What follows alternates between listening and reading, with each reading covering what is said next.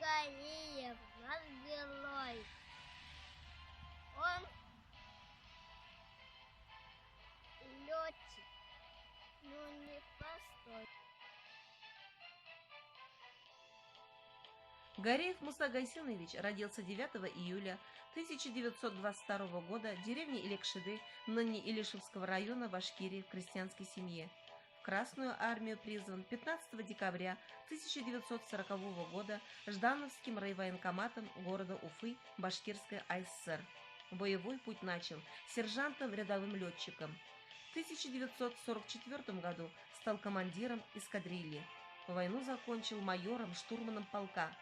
Сражался в боях под Сталинградом, Донбассе, Крыму, Белоруссии, Литве, Польше, Восточной Пруссии.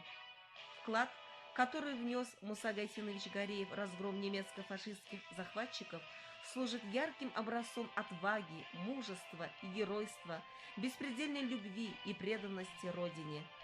Гвардии капитан Гареев к августу 1944 года совершил 164 боевых вылета, проявив мужество и героизм, за что указом Президиума Верховного Совета СССР от 23 февраля 1945 года ему присвоено звание Героя Советского Союза с вручением ордена Ленина и медали «Золотая звезда».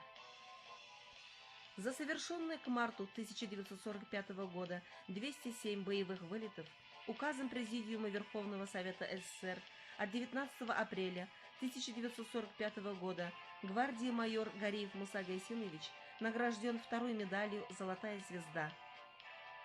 Всего за время Великой Отечественной войны Муса Гайсинович Гареев совершил около 250 боевых вылетов. Участник исторического парада Победы в Москве 24 июня 1945 года.